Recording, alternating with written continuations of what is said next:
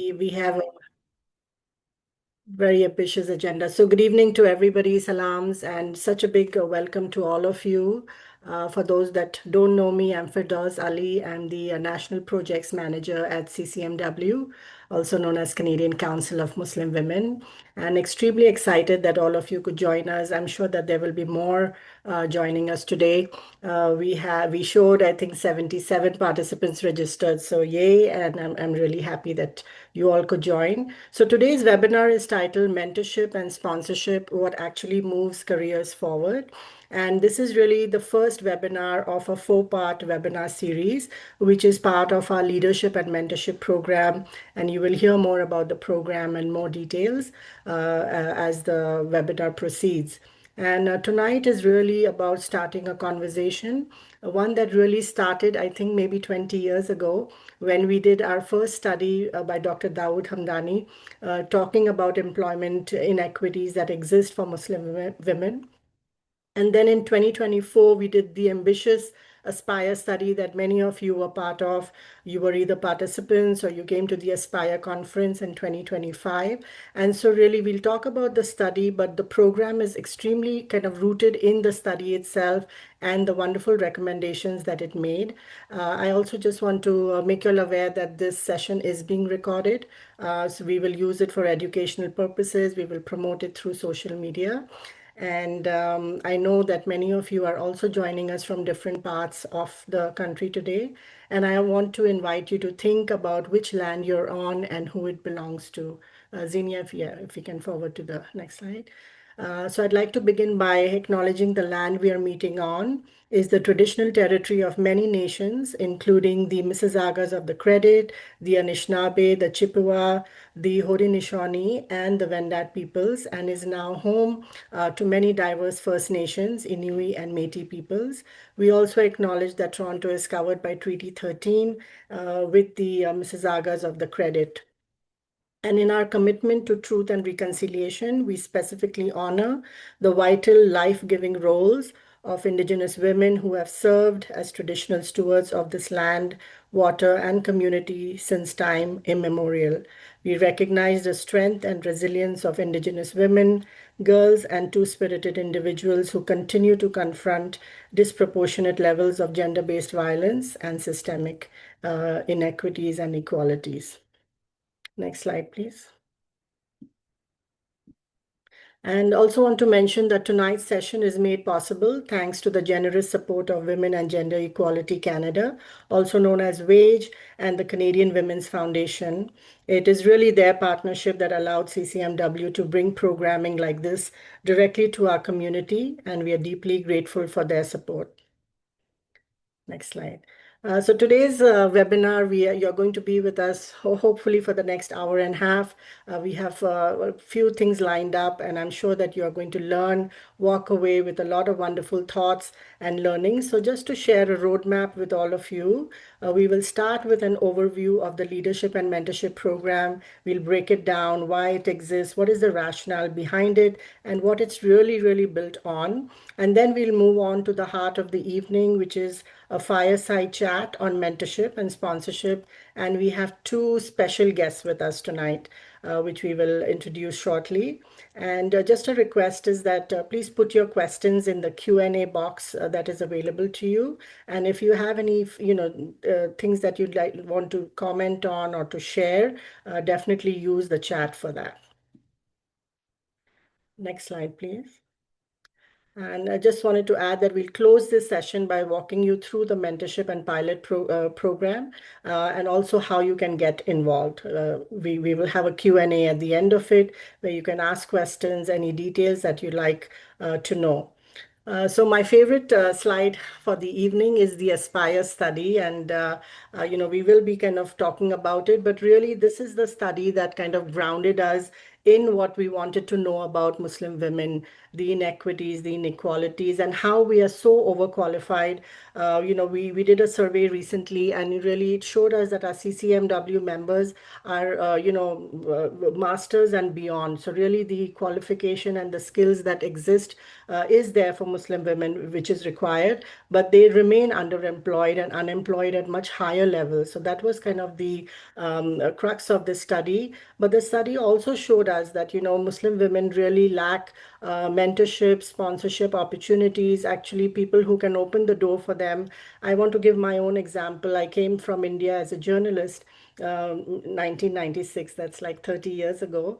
But really, I kind of didn't have anyone to kind of have this career guidance. I was a journalist, nobody in the field that I knew, nobody who could share to say what I can do, what I can do to advance my career. And really, my first job that I got, the real job that I got in Canada, was almost 5 to 6 years later.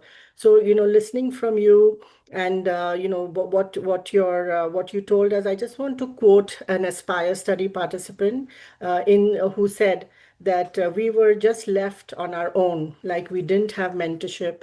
There was no sponsor in the same way that other white people were being groomed for more success.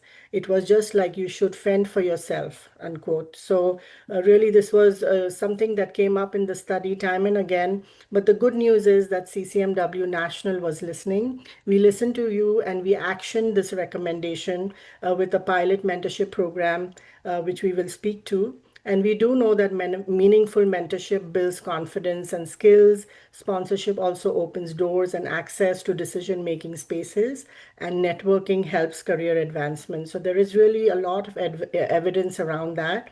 And we want to let you know that, this is our pilot. So it's our first attempt for Muslim and racialized women to have a cohort next year. And before I hand it over, I'd just like to acknowledge a few people without whom this program and mainly the Aspire study would not be possible. So the Aspire study was led by Dr. Sarah Shah, our principal investigator, and we had wonderful consultants who worked on it, including our staff. So a big thank you to them for putting this together. And for this program, I'd like to thank the CCMW team tonight. Nuzat Jaffrey, our amazing executive director, Iman Ahmed Noor, whom you'll hear from shortly, Sana Ali, who's at the back of the scene but doing a wonderful job, and our project volunteer, Zinia Wasim. So a big thank you to all of you. And a big thank you also to Dr. Gulnar Ragi, who you may have met at the Aspire conference last year. Dr. Gulnaz will be moderating our session and fireside conversation tonight and has led to the design of this wonderful webinar series with her team, including Shazia Noor Ali and Natasha Sidi. And it is really with her warmth and expertise, she has already lit the fire for our own team. So much before this virtual fireside chat. So thank you, Dr. Gulnaz, for that. And I'd like to pass it on to my amazing colleague, Iman Ahmed Noor. She is the Digital Communications Manager with CCMW. And hopefully, Iman, if you can share some more insights on our study and walk us through it. Thank you so much. Thank you so much, Firdaus. Hello, everyone. Before I begin, if you need to use closed captions during the session, you can turn them on by clicking the More icon with the 3 dots on the bottom right of your screen, and they should show up at the bottom of your screen. So I just wanted to provide an overview of the Leadership and Mentorship Pilot Program developed in partnership with Accelerate Her Future. This 1-year pilot brings together a structured mentorship cohort with public learning opportunities and leadership development sessions.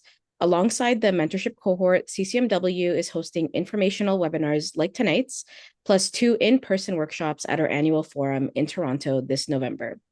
So this pilot is part of CCMW's National Capacity Building Project, open to Muslim and racialized women, including women identifying members of the 2S LGBTQIA+ community and women with disabilities as mentees, and welcoming both Muslim and non-Muslim women as mentors. More details will be shared after our fireside chat. Next slide, please. So a few things we're inviting of each other to create a co-created experience. This isn't just a presentation, it's a shared conversation, and how we show up for one another with respect and curiosity matters. Let's listen to understand, truly hearing each other's experiences with an open heart, share with intention, use I statements, speak from your own experience. We'll hold space for different perspectives, especially when they challenge us to think deeper. We'll honor confidentiality. This is a space where what's shared stays here. Let's be fully present today. Respect that everyone here is coming from a different perspective and a different journey. I'd like to now introduce our moderator for this evening. Next slide. So before we move into the fireside chat, I'd love to hand things over to tonight's facilitator, Dr. Golnaz Golnaragi. Golnaz is an award-winning social impact leader and founder of Accelerate Her Future, a leading career accelerator for Indigenous, Black, and racialized women in business and STEM, including the Fellowship Circle Mentorship Program. Her expertise spans corporate leadership, academia, and social impact, with peer-reviewed scholarship on Muslim women's identities and workplace equity and inclusion. She's been recognized as a Globe and Mail report on Business Top 50 Changemaker. Golnaz, over to you. Iman, thank you so much. And hello, everyone. It's lovely to see some familiar names on the list, and we're thrilled to have you here with us.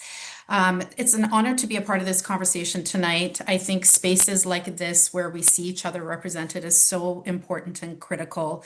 And to also having worked alongside the CCMW team on this project. I hope everyone tonight engages. We get energy from you off the chat, so please engage. I know this is a webinar format through chat, and towards the end of the session, there will be opportunities for Q&A as well. And so engage, and as the project unfolds, we'd love to see you at future webinars, at the forum in November, as well as with the pilot mentorship program CCMW is launching, which we'll share more about at the end of this session as well. All right, so speaking of engagement, before we get into the fireside chat, and this question goes for the CCMW team as well, let's do a quick check-in in the chat together with this question. When thinking about mentorship, what one word or what phrase comes to mind for you? So I'll give you a second to drop it in the chat. Again, I thrive on your energy and engagement. I'll take a moment to wait for your comments to come in. And I'll read a few as we go. So sisterhood, beautiful. Guidance, support. What else? A clear overall picture, empathy, opening doors, empowerment, teaching, two actors. I love the reciprocity, right? It's two individuals, two actors. There's this sense of reciprocity that comes with it, and it can be so invaluable. Assistance, beautiful. And we'll talk about some of these themes as we go along, and keep the thoughts and phrases coming. Uplifting, show possibilities, beautiful. Naja, it's lovely to see you here. Naja's joining from Calgary. Fantastic. All right, so let's move on. So I'd like to take a moment to provide some context from the Aspire study that Firdaus and Iman spoke to, and share a few findings that sort of set the context for our conversation today. I know in the audience we have many members from CCMW, but we also have some new faces, and we just wanted everyone to have maybe some grounding in terms of some of the highlights from the Aspire study. So what the study reflected, a lot more than what's on the slides, but I'll focus on a few themes specifically. Canadian Muslim women remain underemployed and unemployed at significantly higher rates than the general Canadian population, as Firdaus also touched on earlier. We're less likely to report being employed, working full-time, or holding senior or management positions, and more likely to report working part-time or being unemployed while actively looking for work. And at the heart of tonight's topic, which is mentorship and sponsorship, when it's available, according to the study participants that noted, it often functions as informal, self-initiated, as a survival mechanism, and not a structured pathway to advancement always. It helps women understand the rules, how to navigate spaces without necessarily changing them. And sponsorship, which is the kind of advocacy that opens doors, often happens in informal spaces. So again, according to the study findings, spaces like golf courses, bars, after work dinners, spaces where Muslim women, especially those that are visibly Muslim, immigrant, or queer, can be excluded from. And so those are important findings that, again, will talk about, and also why CCMW is approaching this pilot. As they often say, we have heard our members, and this is part of our response to what we've heard. So, in terms of mentorship and sponsorship, we often look at it as being on a continuum. I want to move us away from thinking in binary terms about mentorship and sponsorship as two separate things. But the visual that we have shows that mentorship could be on one end of this continuum as more private, passive, important social and emotional support and advice giving, it's guidance. And as we move towards the other end of the continuum, we become more public and active, almost like a megaphone that makes things visible, so to speak, and takes action, making introductions, speaking names in rooms for opportunities, promotions, and at the very far end, an advocate who backs us publicly, puts their reputation on the line, maybe challenges policies and processes where there's inequities. We can sponsor people from equity deserving groups into leadership positions. But again, one of the definitions that I came across in a project that I did is sponsorship is great to get more women into decision-making spaces. But if those decisions are tokenizing, where voices at the table are not listened to, or there's a lack of engagement, so to speak, that's not really having a positive impact when it comes to sponsorship, and hence why the advocacy piece to create structural and systemic change is equally important. Okay, I see someone in the audience here that was on listening in on a LinkedIn Live Accelerate Her Future did at the end of last year. And they are from Mentor Canada. And I loved one of the examples that they used where they said, like, what if we look at mentorship and sponsorship as an ongoing cycle of care and advocacy? And I absolutely love that. So a more dynamic model where leaders can move around, right? It's not about I'm a mentor or I'm a sponsor. With the continuum that you see, which is from an HBR article, we can move around this continuum and play different roles. And in fact, that's what these relationships really do require. So again, it's not a binary concept. So that's what we're here to talk about tonight. And there's no better way to explore it than hearing directly from the people who live it. And it's my pleasure to introduce two Fireside Chat guests that have such a special place in my heart that I've gotten to know over the last few years. So our very first guest that I'm delighted to introduce is Hoda Abukhadra. Hoda is a data strategy and analytics engineering leader specializing in enterprise scale cloud transformation and modern data architecture. Hoda, your title is so important, I can't even pronounce it. I apologize. So she currently leads Canadian banking data strategy enablement and operations at Scotiabank, and she's an active advocate for diversity and inclusion in STEM. And having watched Hoda's navigate her career, I couldn't agree more with that. Hoda also serves as an advisory group member with Accelerate Her Future, where she first started with us as a student 5 or 6 years ago as a mentee, and now mentors early career women in business and technology. And Hoda, I want to thank you for being here with us today. We also have Shahenda Abu Ali, a senior HR business partner at Enbridge with over 15 years of experience driving organizational success. Shahenda holds an executive MBA from Brown University and IE Business School and has led people strategy initiatives across Canada and the US, including designing sponsorship-focused mentorship programs for women and underrepresented groups. And she also serves as an advisory group member and mentor with Accelerate Her Future. So welcome, Shahenda. We're so glad to have you both here. And if the audience, if you could cheer them on in the chat and help welcome them, we all thrive from your energy. All right, so welcome you two. How are you? If you want to unmute, I'm glad to sit here with both of you tonight. And what I love about this part of the evening is that we've talked about the research, we've talked about the numbers, And we've talked about definitions, but really this comes alive when we hear your stories. So I'm very excited to hear more.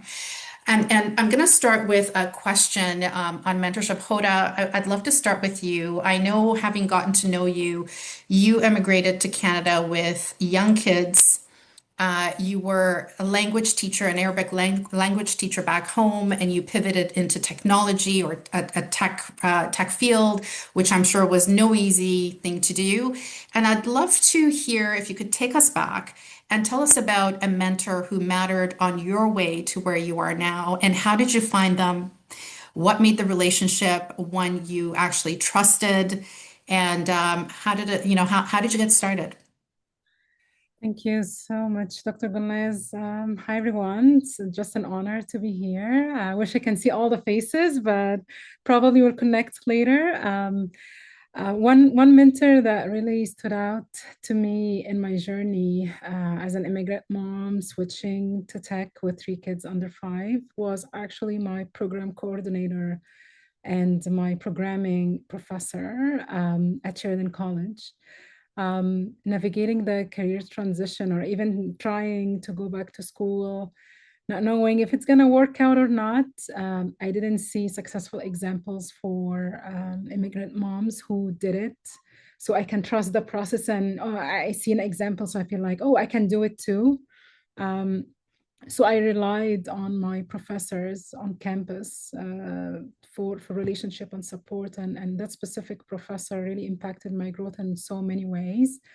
When I started getting interviews for my co-ops for technical roles, I was a bit not very confident in my skills, like how to prepare for a technical interview, what are the expectations. It was very early days in COVID as well. So I was a bit not sure how to prep for the best experience. And he used to give me office hours to prep with him on technical questions, programming questions, logical questions. Really boosted my ability to be successful in landing my first internship on a cybersecurity team, which is not really easy, especially in the COVID days. Only 1/3 of my cohort got internships, and the rest who couldn't make it to an internship were forced to switch to non-co-op program, which is really impacting the opportunities for growth later on after graduation for technical background programs.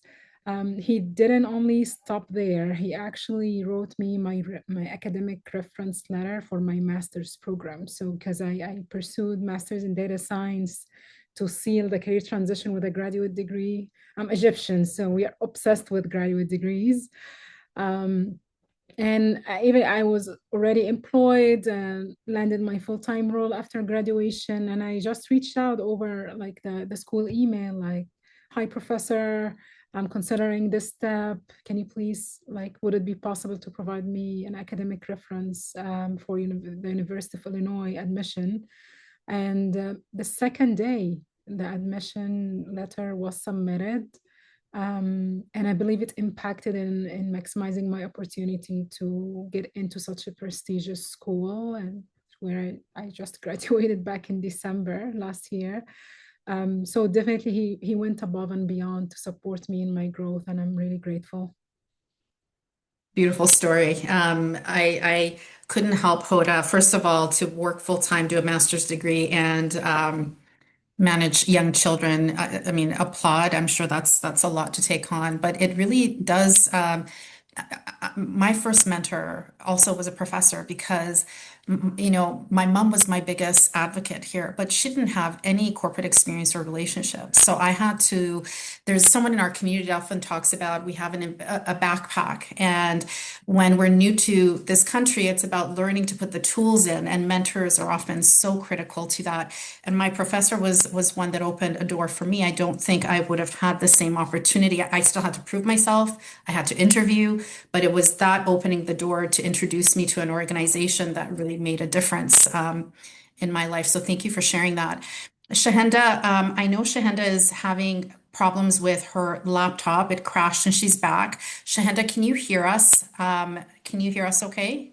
Are you able to respond to the question?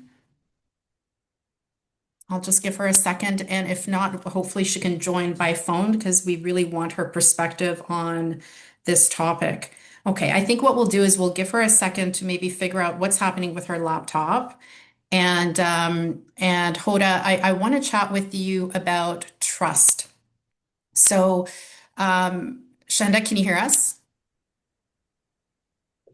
Yes, I can. And I Okay. think I'm okay. Full disclosure, my laptop um crashed right before No. you asked the question, Golnaz, but I'm back Okay, no on. worries. That's perfect. You might want to turn off your camera. That might help. But I'll repeat the question. So, if you can tell us about a mentor who mattered to you on your way to where you are now in your role in HR, how did you find them? And really, what made the relationship one you actually trusted?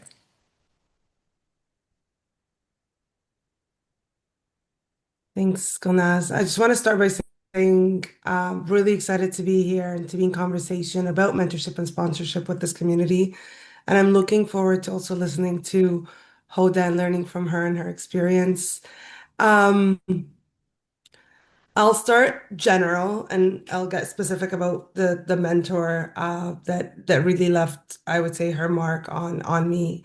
Um, I've had a very diverse group of mentors throughout my career, and I think that's by design. And I started doing that earlier in my career.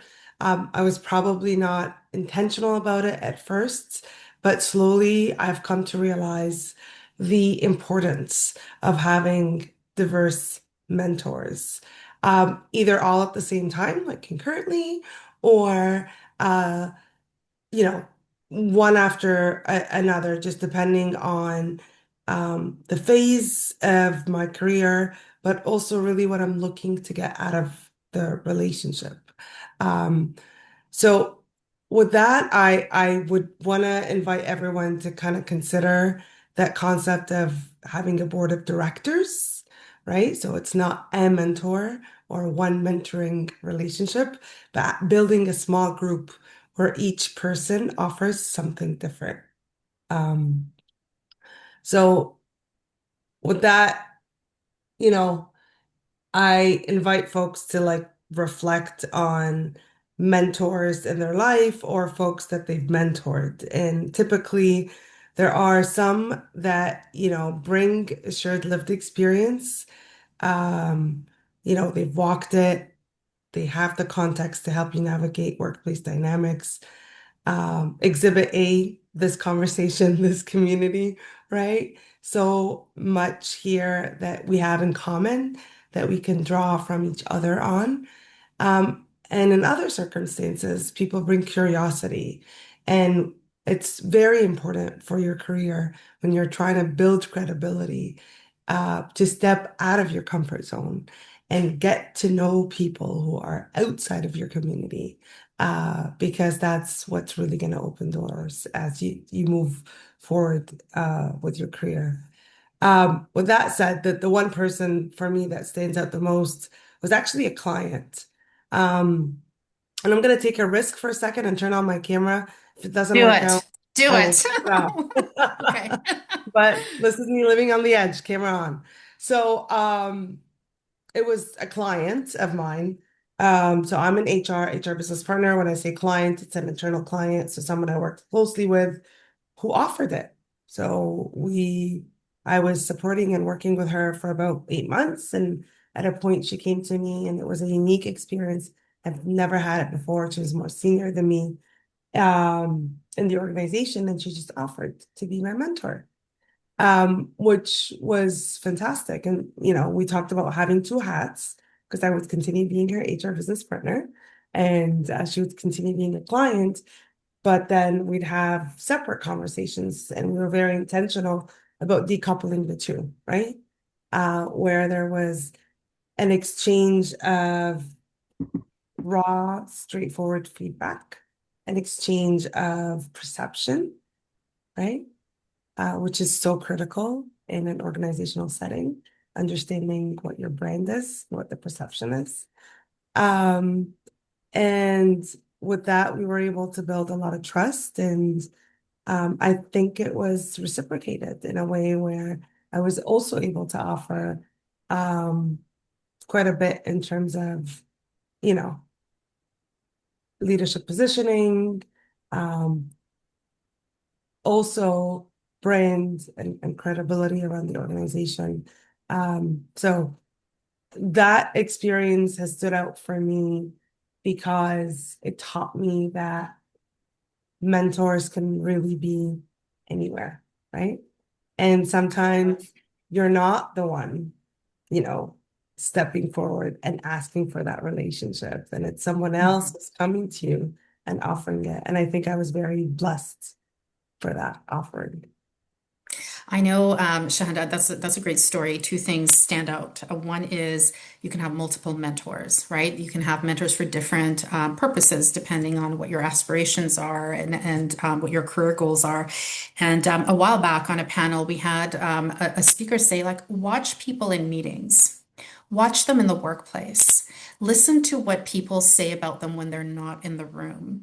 And so, do they represent the kind of leader or individual that you would want to be mentored by?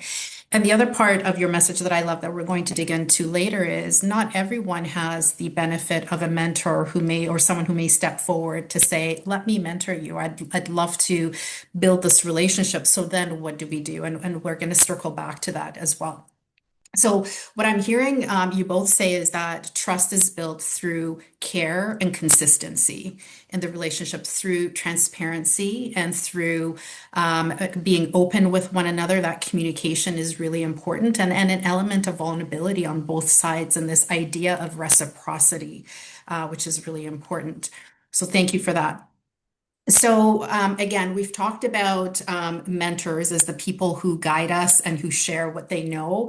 But CCMW's own research tells us something really important, and that's mentorship on its own is not enough. And in fact, one Aspire participant said that mentorship helped her understand the rules, but it didn't necessarily change them. And so, what actually does change things is someone who uses their privilege, their influence, their power on our behalf. And so, Hoda, I'm going to come back to you. And I'm curious if there was a moment when someone went beyond just advice and actually put their own credibility on the line for you. And what did that open up that maybe mentorship alone wouldn't have?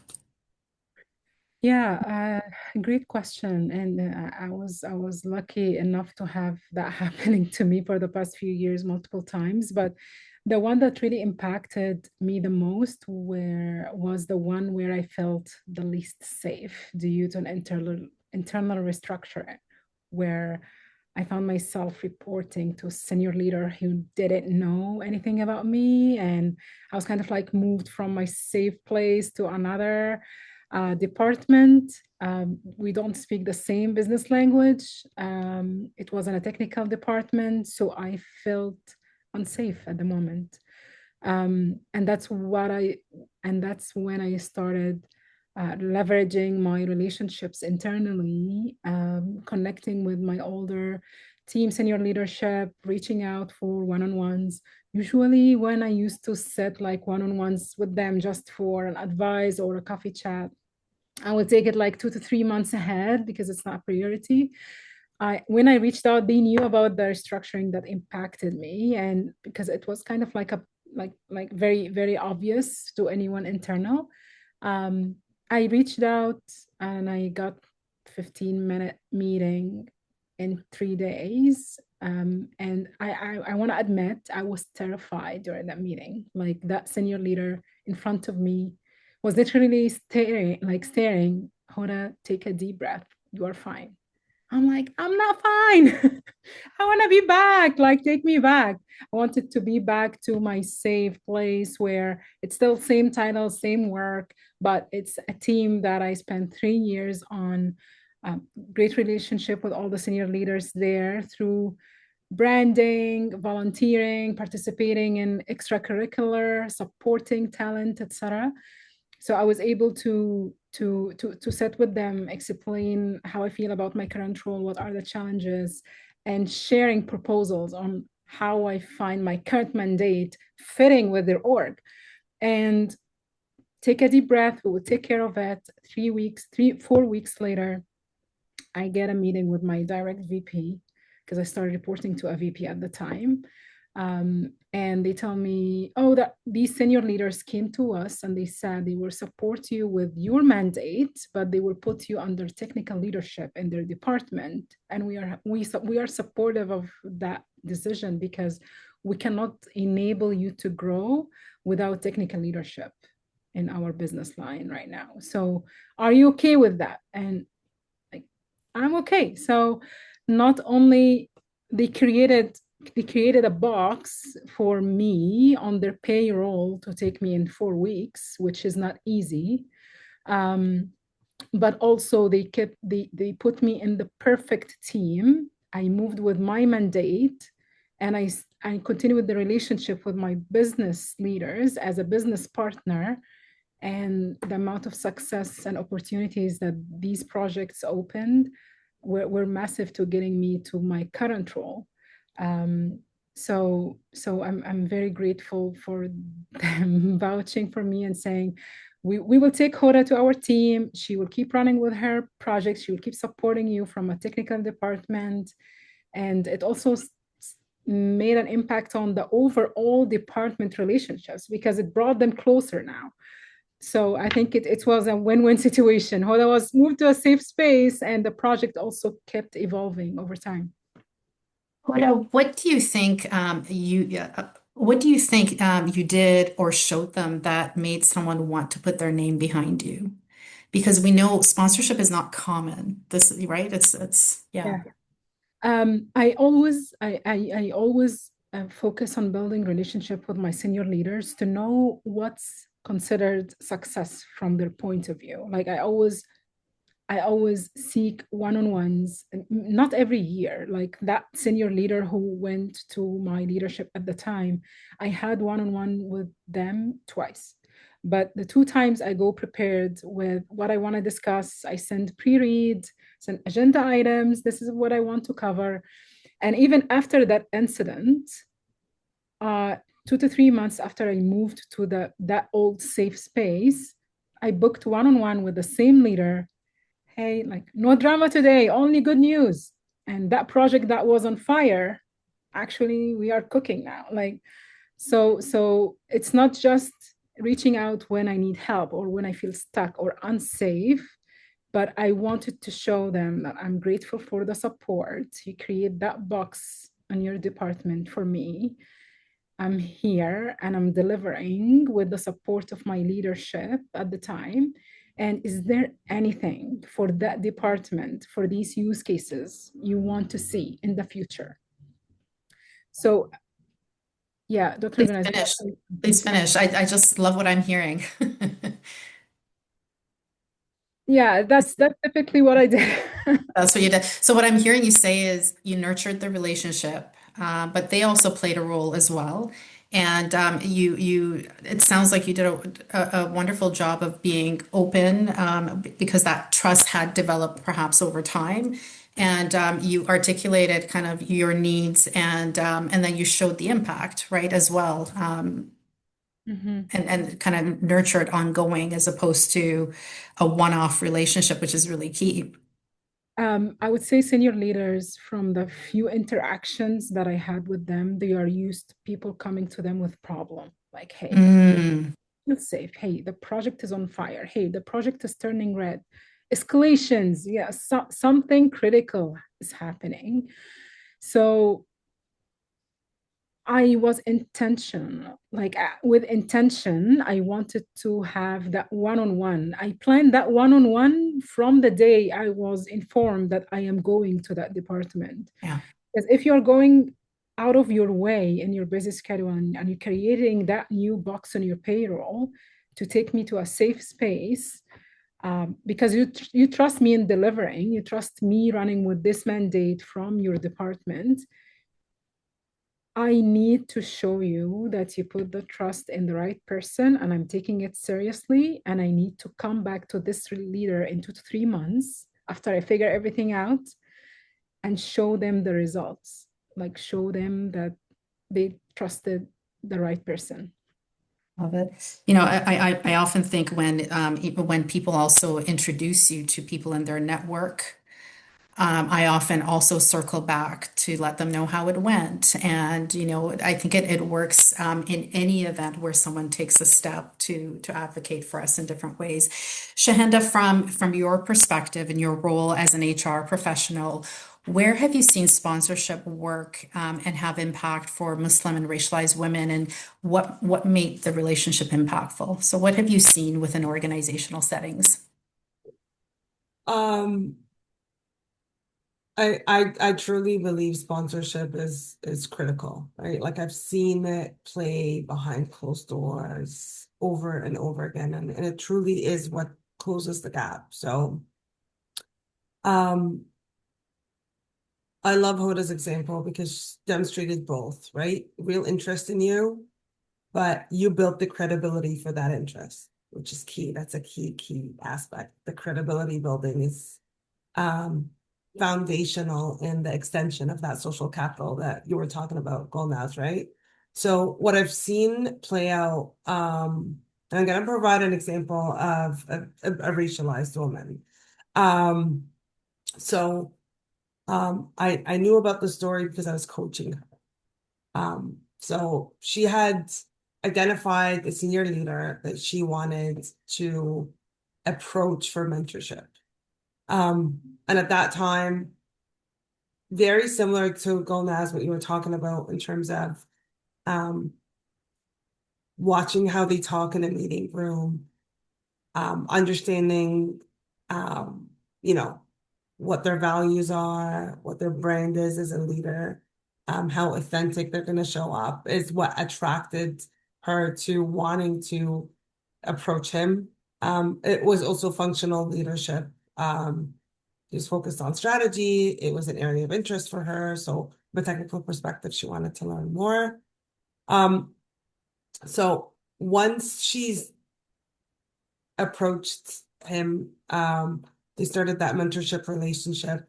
It took a little bit of time, right? Because what we were talking about earlier, they were building that trust throughout that relationship.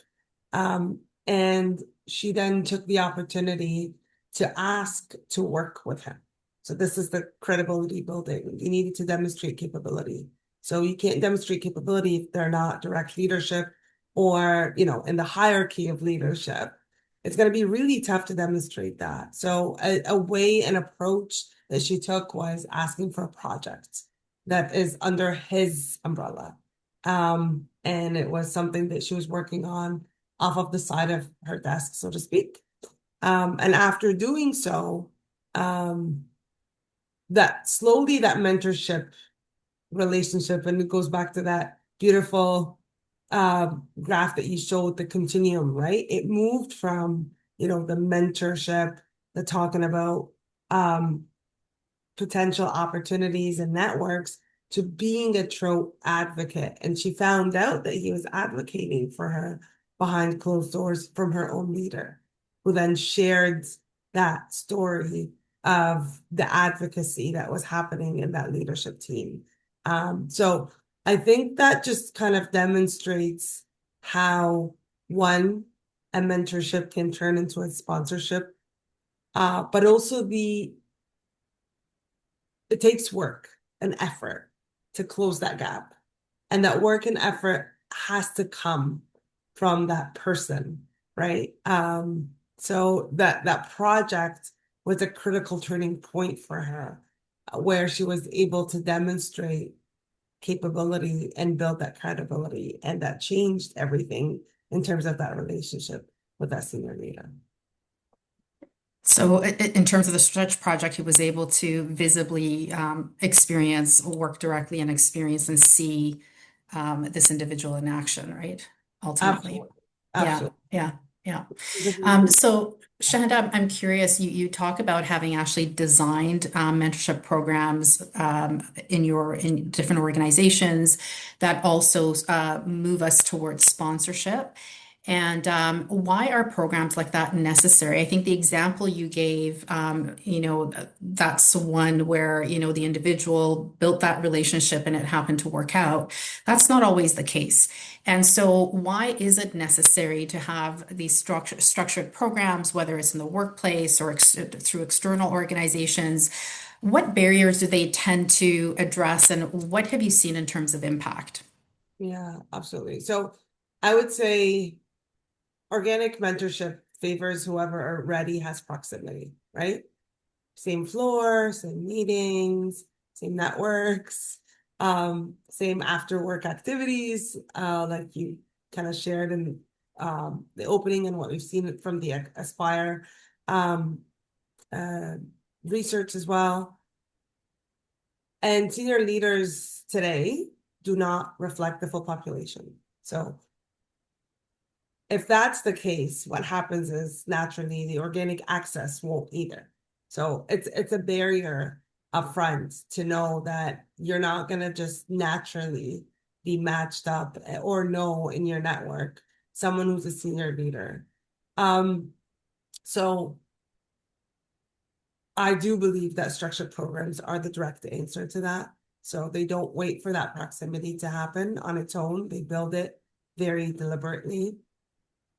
One of a program that I built intentionally, and it was geared towards diverse employees, so that's underrepresented, either women or racial minorities. We actually dubbed it the sponsorship program, but we called it a sponsorship program to the senior leaders, not the employees that were joining. And that was a deliberate move, right? Because we didn't want to overpromise. And what I've done was intentionally match senior leaders with employees across the organization, different regions, different functions to create that exposure. And that racial representation was just kind of part of the DNA of the program. So there was diversity and gender diversity as well. So people were matched up with folks that they were naturally going to be, reaching out to or in their normal networks. And that started creating a tie and relationships that it took, I think the program ran for 18 months. And some of the things that I think stayed with me the most were the impact statements that I heard from folks that joined the program. So I've specifically had one of the women who joined the program after completion were talking about what the program meant to her. And she simply said, I wouldn't have aspired to that role if I didn't have these conversations. And I was taken back because I didn't expect such a big statement and impact, but truly for her, she saw herself in a different way completely. Her aspirations shifted. She said, I thought I wanted to stop at a manager. I thought manager was going to be good. Now I don't know why I shouldn't go all the way up, right? And so it built her confidence, it built trusting relationships. And through that program, she was also able to demonstrate capability and build credibility through stretch projects and work that were assigned to her because of the mentorship relationship. So she was someone who was actually able to move that mentor from a mentoring relationship to an advocacy and sponsorship relationship. So she truly saw the full benefits of that program and felt it. That's so powerful. So I'm a big stats person. I'm a big research person, and I know I came across a study that talked to how women receive less support from managers, typically, and have less access to influential networks. but that gap is most persistent for Black and racialized women, for Indigenous Black and racialized women. One stat that I came across was that 60% of racialized women have never had a single informal interaction with a senior leader. And to me, these structured programs are really important because it actually addresses some of those gaps, right? So it provides access, it provides, it addresses some of the inequities. But I would also say, and I'm curious about your thoughts, a lot of programs tend to focus on the participant, but I think it's equally important to focus on mentors and start moving mentors towards sponsorship behaviors and advocacy, right? We can't just put people together and expect that good things will happen because they often don't. There's another research that's Canadian called the Sponsor Effect by Basim Consulting. And their research really reflected how we know in senior roles, senior executive roles across the country tends to be male and it tends to be white, to be very, very direct. And typically, sponsorship is rampant with affinity bias. So we tend to mentor and sponsor those who look like us. And according to that study, those that engaged in sponsorship behaviors, when it was someone that, shared an affinity, it would be more towards future aspirations, future goals. Whereas for women, racialized communities, it was more around advice giving to conform perhaps or to align with the norms, and we need to change that. And so I often say these programs are fantastic, but we also need to place as much focus on those that are mentors or sponsors to address some of the biases that may exist in how they do that. And I'm curious if you have any thoughts on that as well. I fully agree and absolutely. And I think so with that program, that was a pilot program. I was the only person across the enterprise that was launching it. And I recall that one of the hurdles was actually buy-in. And the buy-in was mostly because when we called it sponsorship is big, right? Sponsorship is Mhm. social capital. And how are you going to be sponsoring people that you don't know? So you had to kind of walk them through that continuum that you showed earlier, right? And explain and raise awareness and educate on the differences between mentorship and how they're going to be working towards moving the needle from that mentorship to sponsorship, and that it's never an expectation that you're going to be, writing, getting in, and from a first conversation, you're advocating for somebody without really knowing them, because that's not Mm. ethic, that's not right, it's not credible for a senior leader to do so. So I think there's a lot of um education that still has to happen. I know sometimes we think of senior leaders as kind of, oh, they know it all, right? And that's just a fallacy, really. When you work a lot with senior leaders, you realize they're humans too.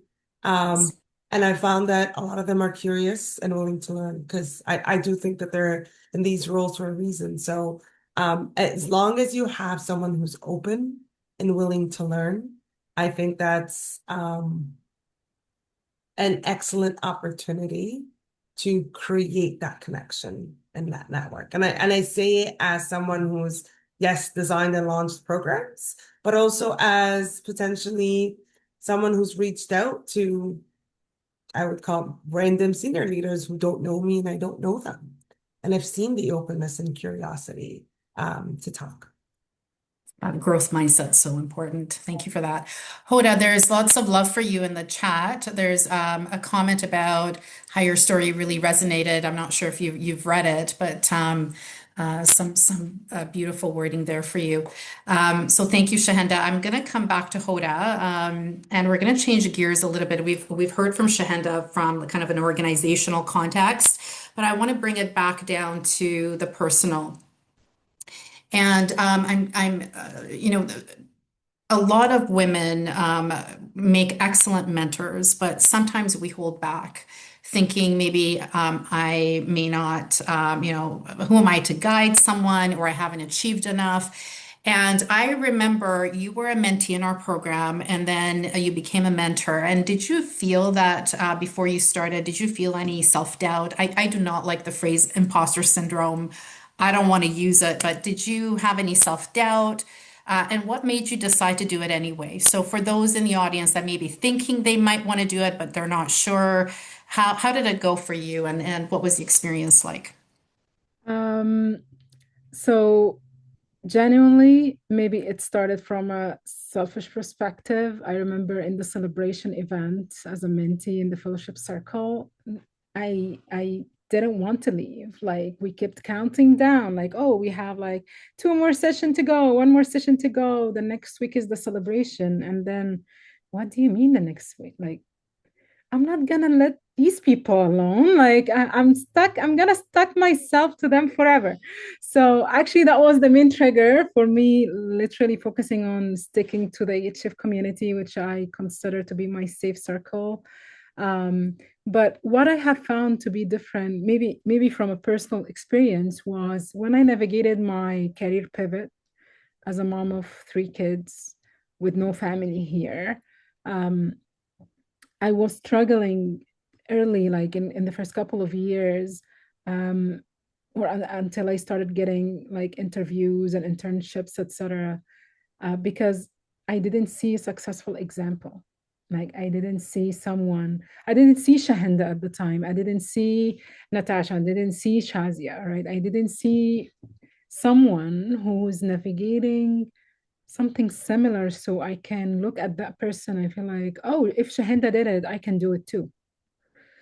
And that was very lonely journey looking back. And when I got into HF, and I got all of the love and support, and I was mentored and nurtured, and I felt like, oh, if I'm able to through this community to learn, and I'm already graduating, one, I want to give back to this amazing community who supported me without waiting anything from me in return, genuinely being there for me by my side in the middle of a pandemic. Second, I know there are other moms there, maybe considering doing that pivot. Maybe they are feeling it's so difficult to do the pivot or going back to school with young kids. Maybe yes, maybe I'm not there yet as like a professional or a director or anything, but overcoming the challenges that I have been through, I knew that there are more women with similar backgrounds, similar challenges, trying to get into the workforce in Canada, trying to learn something that's relevant to the industry demands, right? Like as an Arabic teacher, I didn't know where I can fit here to build a successful career. Um, so so definitely every one of us are navigating the journey with unique living experience. Like everyone here has a unique living experience. Whether that's, it doesn't have to be something very huge that, oh, like I pivoted from art or language to tech. It doesn't have to be that way. Actually, as a mentor, I learn more from my mentees. I get inspired by my We hear mentees. that all the time. We hear that all the time. Like Yeah. even from a selfish perspective, Yeah. like I sign up to be a mentor, so I learn from the resilience, the grit, the passion.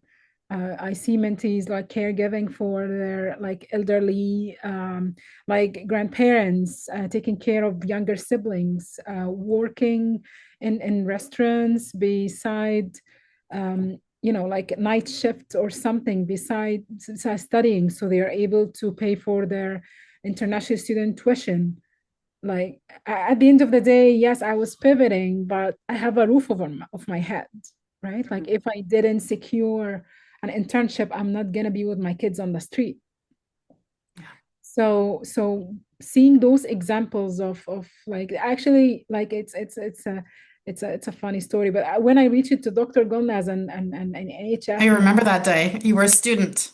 I was a student, and when I learned about the mission for AHF, I wanted to bring that support to the female students on my campus, the 18, the 17, 18 years old who left their home country working night shifts below the minimum wage because they need to pay their tuition and they're also sending money for their families back home. That's So right.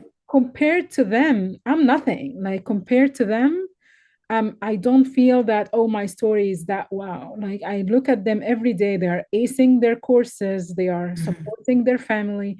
So from a perspective of what do I have to give? You have a lot to give. We tend to be really tense on ourselves. Like we look at the mirror and feel like, oh, like what did I do today in this meeting? Did I overshare? Did I do that? We keep criticize ourselves. But the moment you open up for your personal story, and everyone here in our audience, you keep talking about, oh, how you did this, how you did that. People start looking at you from different perspective. Maybe we don't look. When you start looking at yourself as well, right? We Yeah. don't, yes, exactly. We Yeah. don't see that in ourselves because Yeah. we are navigating this life every day. Yeah. But the moment you sit with someone else and they are genuine about, wow, good job in doing that. Good job in trying taking courses on the side. Good job in taking care of your family without support. I never underestimate your lived experience. There are people out there waiting to hear your journey too.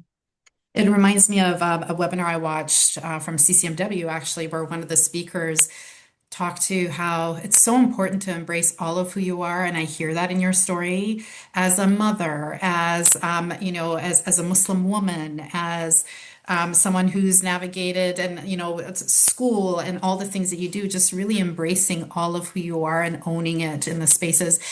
I know we said we're going to hold off questions, but there's a really important one in the chat that I would love for both of you to answer.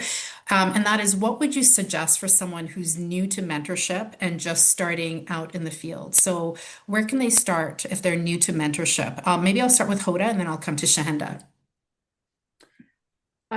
So someone who's new to mentorship, okay, like they want to be a mentor or they are seeking They mentor. want to be, I would say let's focus on both. You've done both, maybe as a mentor first and then as a mentee. I would say as a mentor, you need to listen more. You need to listen more. You need to kind of like put aside any judgmental aspect of your personality. Understand that everyone is coming from different backgrounds, navigating life from different lens. So definitely listening more as someone who can't stop talking, as you can see, like listening more definitely was a skill, like active listening, consider the different backgrounds, different personalities. Some people are having high energy, some people are more on the quiet side. So if you are group setting, trying to provide safe space to everyone to share opinions, don't just listen to the loud ones or the active ones with the high energy. Lots of things that we do actively in AHF, and I would love everyone here to join the next fellowship circle program that we are going to run this winter. From a mentee and CCMW, they have a yes, program as well that we'll yes. be launching. I think there's opportunities galore. From a mentee's perspective is being intentional with reaching out and not. I start usually my flow is I start with coffee chat. I see if that person has something that I can share with, like, do we have something in common? And it doesn't have to be like a panel that I attended, someone I listened to on a podcast, or I saw a post with like thoughtful writing. So I reach out, we plan like coffee chats. After the coffee chat, I would think, oh, like, did I click with that person more? I think there is more to it. Do I feel like I would love to have a follow-up tomorrow? And trust your gut feeling, like fully trust your gut feeling. So I send a follow-up, thank you note. And then if I feel like, oh, I can take it to the next level, then I ask if I can have like quarterly touch bases if they are having busy schedule. Expected to move around if they are in a senior leadership position, and so on. Don't take it personally, right? I mean, everyone's busy. Yeah. But be persistent is what I'm hearing you are. And Yeah. intentional, very intentional. Yeah. Yeah. Shahinda, what about you? I know I'd love to pivot to the question of not everyone has the privilege of working in organizations where they have access to people who readily mentor or sponsor. So, what advice do you have for those that may be in workplaces and their experience may be very different to what Hoda has described? So, what do you suggest there?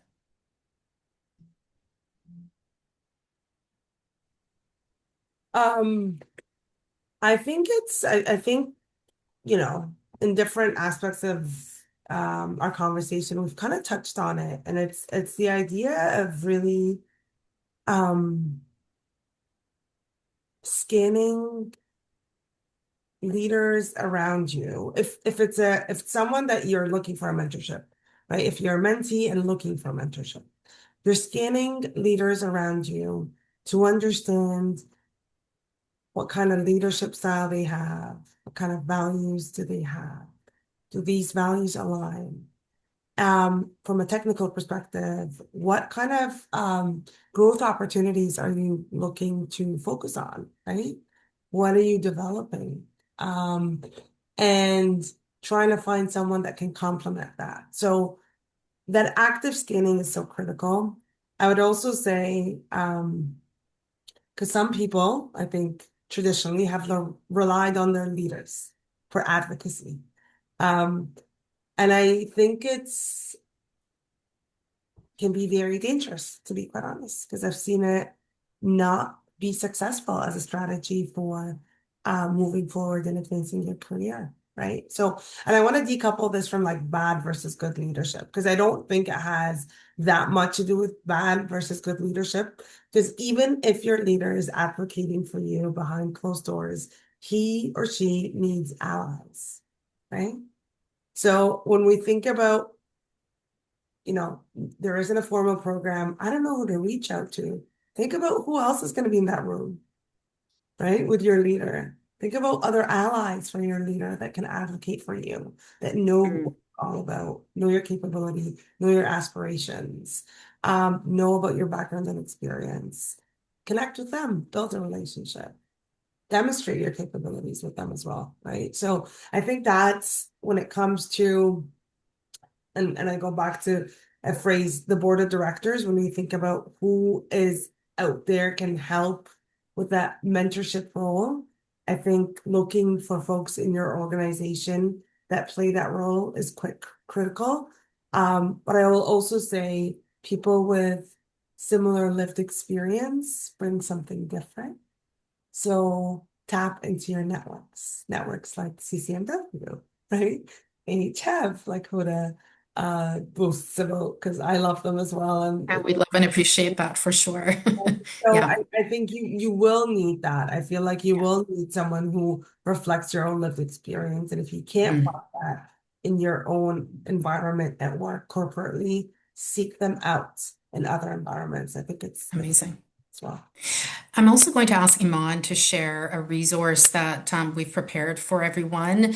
It lists a number of organizations, including CCMW and others. So if you don't know where to start, if within the organization you feel you may not have the kind of support or want to augment your mentors internally with communities outside, there's a list of organizations that you can read upon and contact to again to build your community of relationships as well. So Iman will share that as well. So we're at time, and before we move into talking about the pilot mentorship program that CCMW is working on with us, we're going to do a quick rapid fire with both of you. And I hope that you both stick around for additional questions towards the last part of our time together. But if someone is considering becoming a mentor or sponsor or becoming a mentee for that matter, they're seeking a mentor or sponsor or looking to become one, what quick, rapid, like one piece of advice would you have as we wrap up this conversation? And I'll start with Shanda and then I'll come to Hoda. And then we'll share a little bit about the CCMW pilot program, and then we'll open up to Q&A.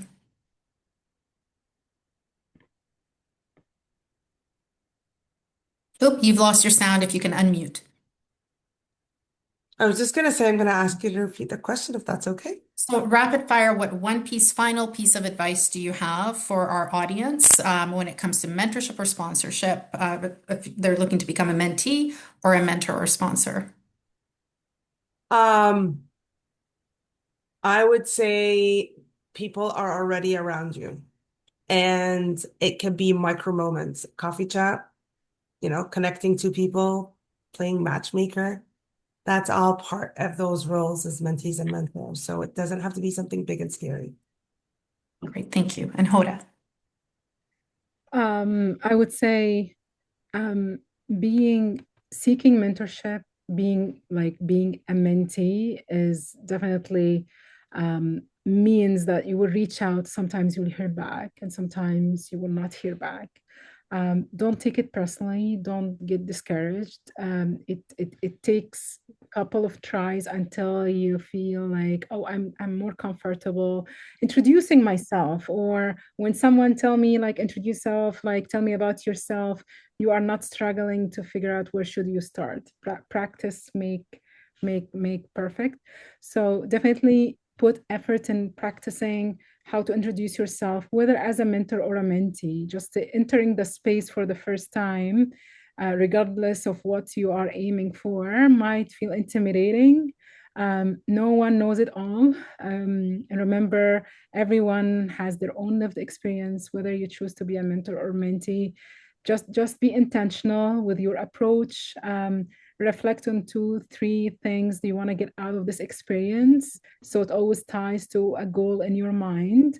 And start small, as Shahada mentioned, like people around you, whether that friends, start with friends, start with the Muslim community in at your city. Go to the mosque, look for events, or with the CCMW, as Dr. Gulnaz just shared. Start with your safe circle until you are confident to make your circle more diverse and add more perspective to it. Beautiful. Thank you so much. So I'm going to ask you both to stick around. If we could show love in the chat for Shahenda and Hoda, we'll come back to you with some more questions. Firdaus, are you here with me? If we could have Firdaus come on. Hello. Hello. So we're going to share a little bit about the pilot program, and we're going to open it up to questions momentarily. So thank you to our speakers. Firdaus, please, share as we talk about the pilot program. So CCMW again has listened to the community, and based on the research, they're working on a pilot mentorship program with our team and their team. It will be an 8-week pilot program that will offer mentorship, leadership labs, networking opportunities. And this pilot is just the starting point for CCMW from the conversations we've had. I believe the long-term vision is to build a sustainable program and an ecosystem of mentors and alumni that continue to grow beyond. So you can see the timelines in terms of the project, and I'm not going to dig into the specifics in detail, but right now we're working on the design. There's an expression of interest form that will be shared with you for those of you who are interested in mentorship. There is a forum that's coming up in November where there will be more programming around mentoring, around becoming a mentee, and the program itself will launch in the new year. So there is a link that Iman will put in the chat. I think CCMW would very much appreciate your feedback and your responses. The expression of interest serves two things. One, you're expressing interest in the mentorship program, whether as a mentor or mentee. And secondly, there's questions that ask you about your preferences. It's really about centering your needs into the design around what would an ideal mentorship program look like? What are the needs? And that will help with designing something that meets those needs and really centers what you have to share. Firdaus, do you want to add anything before we open it up to questions around Yeah, the program? absolutely. I just want to thank you, Gulnaz, for moderating this so well, and also our speakers, Hoda and Shanda, I think that we learned so much from you. So thank you again for that time.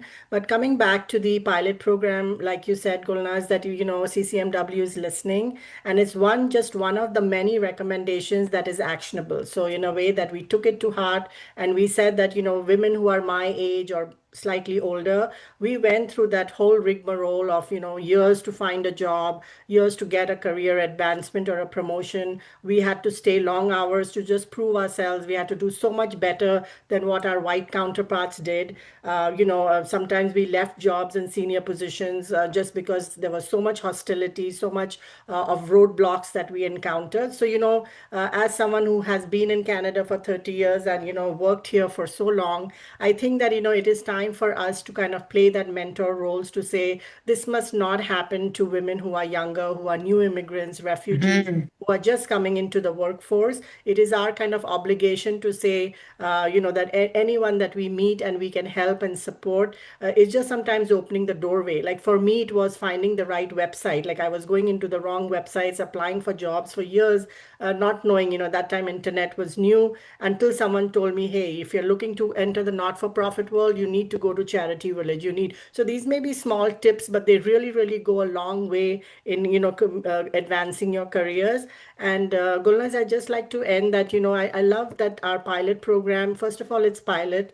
Our expression of interest is going to tell us how we design the program. So it will tell us whether you want to be a mentor, mentee, what you want, what you require from the other person. But I think the beautiful part of it is that it is reciprocal. So someone who's my age, maybe who says, I have 15 plus years experience, I can be a mentor, doesn't mean that I am going to share all my knowledge and experience and not gain anything. I think that That's there right. is so much learning that we saw today from our younger women who give back. So, when I walk away from the mentorship as a mentor, there's so much rich learnings that I'm going to take with Mhm. me into my next career, into my retirement, into whatever I'm doing. So, like you mentioned, it's reciprocal. There is a gain, gain, win, win both ways.